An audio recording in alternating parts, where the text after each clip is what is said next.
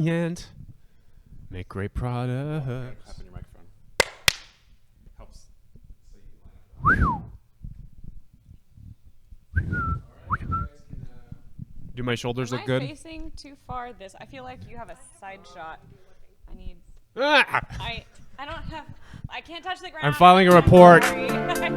You're tuned in to BTS Between the Sermons at Northwood Christian Church, where we gather for conversations with each other, answer your questions, and open the curtain to who we are beyond Sunday mornings. We hope you enjoy.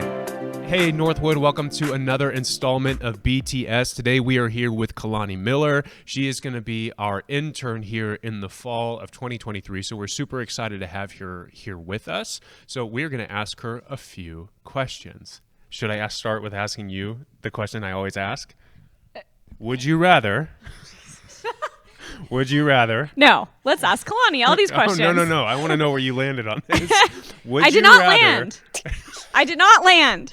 Would you rather lick 1,000 receivers on those telephones that used to be outside, telephone booths, or would you rather drink a cup of earwax? COVID is in the air. I am not licking anything, and I am not drinking earwax. I am not landing on a decision. They are gross, Aaron. How about you, Kalani? I feel like, okay, hear me out. I feel like I would say the receivers because nobody uses them anymore. And I feel like they still would have had to be cleaned during like all the COVID protocols and everything. So they'd be relatively safe, I feel like. Okay, yeah. See, that's reasonable. That seems reasonable. You still haven't landed anywhere? That logic doesn't check out for you? The logic is good. I am still a germaphobe, so. It makes two of us, so Kalani loves it, though. I go to college. You have to make peace with germs. Fair enough. Okay, well, let's get to the real business. We want to know about why you are wanting to intern at Northwood. I would love to know about how you ended up at Bushnell, what you're doing at Bushnell, and you can take any one of those questions and start there. Okay. I guess I'll start with going to Bushnell because that chronologically makes the most sense. So I actually lived in Klamath Falls for a year, and I was looking up colleges because by that point I knew I wanted to be a theology major, and like the main one I kept looking at was Bushnell, and my only offense was that it was too far from home. Well, plot twist, a little bit later into living in Klamath Falls, we moved to Eugene. And so I went to Bushnell and I interviewed Dr. Lindsay. And I asked him, like, why should I come here? Like, are you going to encourage women? And I had a really good conversation with him. And I'm like, okay, this is it. So I actually didn't apply anywhere else. There was no backup. Okay. And so, yeah, I started going to Bushnell. And then it was actually because of Bushnell is why we ended up coming here. Because you taught in a Josh Little class. Oh, yeah. And what like was that? Was that the spiritual formation class? Yeah, that was spiritual formation. Yeah. And at like 8 a.m. you were talking about like family theory or something like that. Bowen family systems theory. That, yep. And Nerd. Okay, different side of teaching. And Josh had commented that you were pastor of church here. And I'm like, that sounds cool. Like, we'll go try that because I was looking for a church at the time. And yeah, my mom and I really liked it here. Yeah. And so it just kind of felt natural to like want to intern here as well. Oh, that's cool. So yeah, that's how we ended up for Northwood. Man, well, how did you end up choosing theology? Like, when did that start for you? At what age were you like, yup, that's going to be the thing for me? Okay, so the short version is 10th grade. Okay. The slightly longer version was like, I'd always really liked doing Bible activities. Like I was an Awana kid, I had Bible class, all of the fun stuff. And in 10th grade, our speech class devotional, that was our final. We had to give a devotional. And the whole time, like they kept emphasizing like, like this is just practice, like most of you won't do it. And I went to my youth pastor and I was like, what do we think? Like notes, opinions. And he was like, this is great. What if you taught the youth group?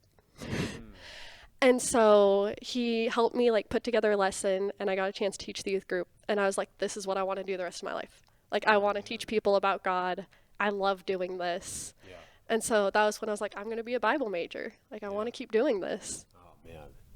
Now, I don't know. You can jump in at any point. Okay, so do you have any emphasis within theology that you want to study? Not for undergrad, because I just kind of wanted to have comprehensive everything. But for going in the future, I'm going to do Old Testament. Old Testament, okay. Favorite Old Testament story? Do you have any? Absolutely Esther. Esther, the whole story. Yep. She has been my favorite since I was like 3 or 4. Yeah. So absolutely Esther. What particularly about Esther do you love? I genuinely don't know. I've always really, really liked it. I think part of it was just like her confidence, and that now that I've gotten older, I can't speak for younger me. I don't know why younger me loved Esther that much.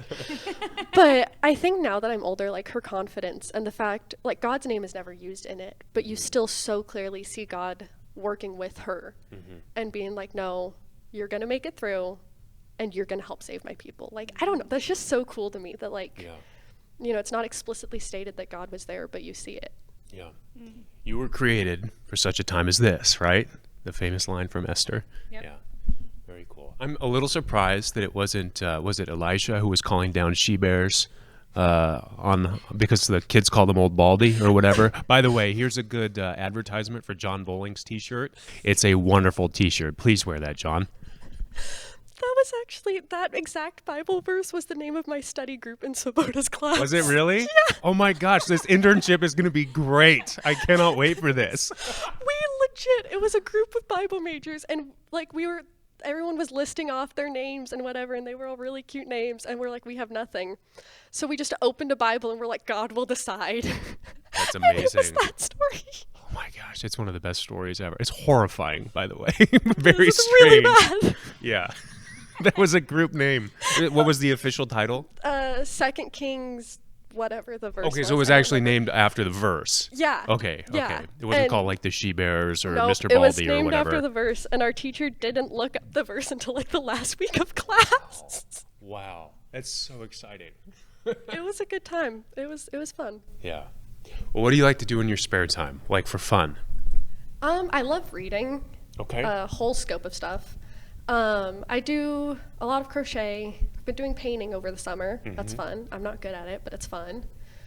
Yeah, mostly just reading, honestly. That's usually what I'm doing. Yeah. Okay. So I'm so curious. You mentioned that you found your love for teaching early on in life. If I were to empower you to teach a class here at Northwood, what would be a topic that you would love to dive into? What a great question from the person who coordinates all small groups and classes. I think it'd be one of two things. Either straight up just on Esther. I would love to teach about that. But also probably spiritual disciplines. I think that's a fun one that anybody can engage with at any level. So I would say probably spiritual disciplines. I like that. You do know our head pastor is going through a series right now on spiritual disciplines, right? It brings me so much joy. Among other things. Yeah, there are some other things going on in the background that we'll have to talk about then. I'm curious, what demographic calls you? Do you enjoy teaching children? Do you enjoy teaching youth? Are you engaged with adults? What is a group that you really engage with? Absolutely adults. Like my career goals, I want to be a professor. I mean, I have all the respect for people who teach kids, youth group, all of that. Not my area. I don't know. I just really like once you kind of reach working with adults, you can just talk so deep about so many things. And I love getting to do that. I love getting to be like, we're about to just be nerds for the next 4 hours. 4 hours. This is a good study, guys, if you're going to be in her class. At a bare minimum. I like the reference back to the Bears. That's good. This is a good interview. That's awesome. Murderous bears making for a great interview. Oh my gosh, absolutely. Yeah, very cool. Okay, so you're in school. How much time do you have left in school? I have a year left at Bushnell, but I want to go all the way to getting a PhD, so like 8 years after that. Yeah, no, that's how that works. And are you planning to do a Master of Divinity or an MAR, Master of Philosophy? We were talking about that a little before this. Yeah, it depends what college I end up going to. If I'm here in the States, it's going to be an MDiv, concentration in Old Testament. If I go to international, it'll either be Masters of Religion or Masters of Philosophy, because they don't offer MDivs. Yeah, that's true. Fair enough. Okay. Was there any questions that you have for us here at Northwood? Okay. What has been one of the most like meaningful moments of sharing God with people? Like, what's one that sticks out in your brain of like, yes, this is why I do what I do? I have a really quick answer to that. Oh, go for it. As you guys know, recently I had the opportunity of sharing a baptism with two beautiful girls. And the moment in the baptismal when you just get to see the Holy Spirit come into someone's life in that bold way is breathtaking. And that was definitely one of my highlights. That's so cool. Mine is kind of a grouping of different things that have happened, and it's hard to name, and obviously you can't share everything. But in this position, I have the privilege of getting to meet with people in really vulnerable times and really difficult times, and also in times of like great celebration, including baptisms. I mean, the amount of baptisms that are happening here right now is remarkable, and we get to be a part of that. So just seeing people take sort of their first steps into faith, or maybe they've had a faith for a long time but have been fearful about jumping in, and they finally make that choice, and it just redirects their life. That's really encouraging. But I will say that one of the coolest things has been doing some of the spiritual formation and spiritual disciplines kinds of things, because you end up developing these habits that alter your life in a very sustainable way, not in some way that's like flippant or going to fade away, but in a sustainable way. It's a beautiful thing because you see people's lives changed in that way, in the small, mundane, everyday life things. Yeah. I like how we're not someone that just sees you on Sundays. We get to walk with you. And there's so many people here at Northwood that I've spent over a year now, almost coming on 2 years, just walking with them in faith. And that is an incredible experience, not only for me personally, but then also to watch how the Spirit is growing and leading the other individuals. That's something that I haven't really experienced before. Being in college, moving on to a different state for work, it was a constant movement, so I didn't have that longevity to kind of walk with people over the course of time. And that's a really powerful piece of being at a church where you have a family that stays together. So. Also, were you here yesterday by chance? Last night? I was not. It was way too hot. Oh my gosh. So here's the deal. Another really great spiritual experience was seeing all the cowboys and cowgirls who showed up last night for that Western theme. That was pretty incredible. That was a spiritual experience for sure. So I hope that answers your question. Just traditional Wild West yes, Christianity exactly. right there. On World Outreach Week. Very strange, but very fun. Everybody was having a good time, so that was neat. Okay, Kalani, I'm so curious. You're here for about 14 weeks with us. What are some of your goals or aspirations that you have to really focus on while you're here at Northwood? So the main thing I'm excited for is just kind of getting passed around all the departments and learning about each capacity that goes into running a church. I kind of think like you kind of can't understand ministry without knowing everything that goes into it. Like, I mean, as a churchgoer, all we see is Sundays. Or Wednesdays for those who attend on Wednesdays. Right. Like you just see that. And so I'm really excited to see everything it takes and that goes into that behind the scenes to make everything happen and to, like you said, connect with people in their journeys and to like be a part of that. I'm really excited to see all of it and experience it. I love that. Coming in, it was my goal to kind of who is children's ministry, what is youth ministry, you know, what are the different nuances of each of these things that make up Northwood as a whole, and getting to know it was really important to me as well. I'm curious, what is one of the things that you're most excited to dive into that you don't know very much about, that you're like, gosh, this is going to be a whole world to learn? I think kind of just everything that pastors do outside of Sundays. Like, obviously, I know y'all do a lot. Like, I know some people that think we work 45 minutes on a Sunday morning. But I think, like, just kind of seeing all of that, I had commented to you about how I really want to know, like, how do you keep a sermon series going? Yeah. Like, just everything that goes into it, like, all of the tiny details, like, all of the phone calls that I'm sure happen all the time. Just all of that, I'm really excited to see everything else that pastors do outside of Sundays. Yeah. We'll get you plugged in with the Connect cards. We had, 47 or some the other week?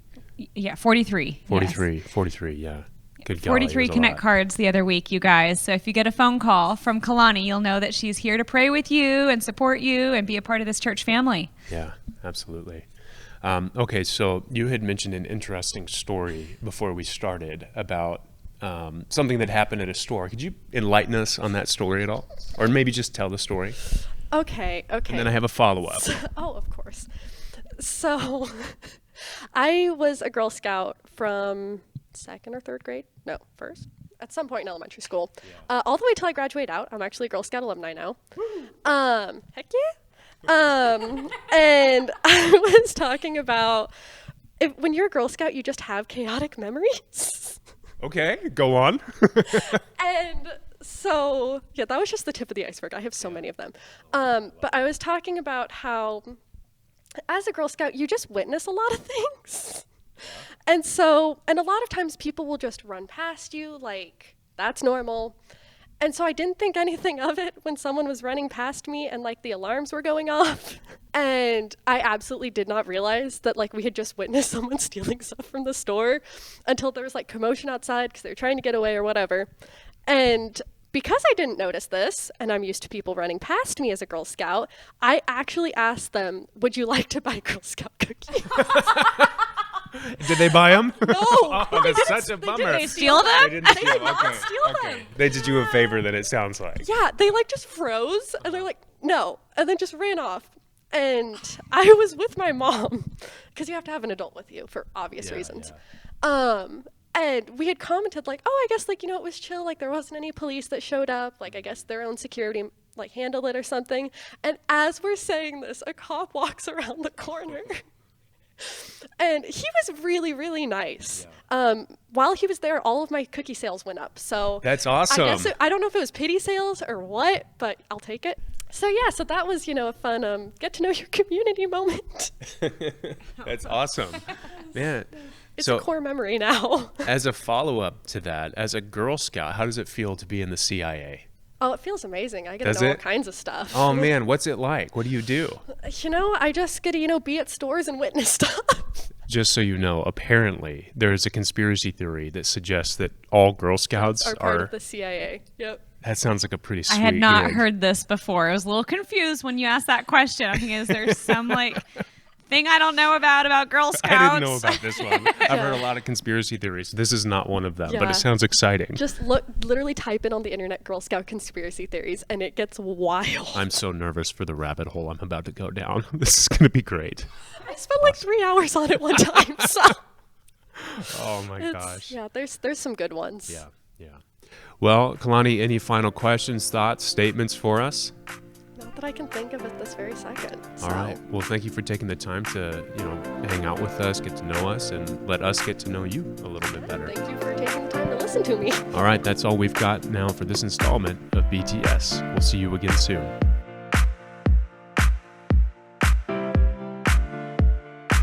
Hopefully that was okay. That's awkward. I saw your hair, and then I saw a bow down here.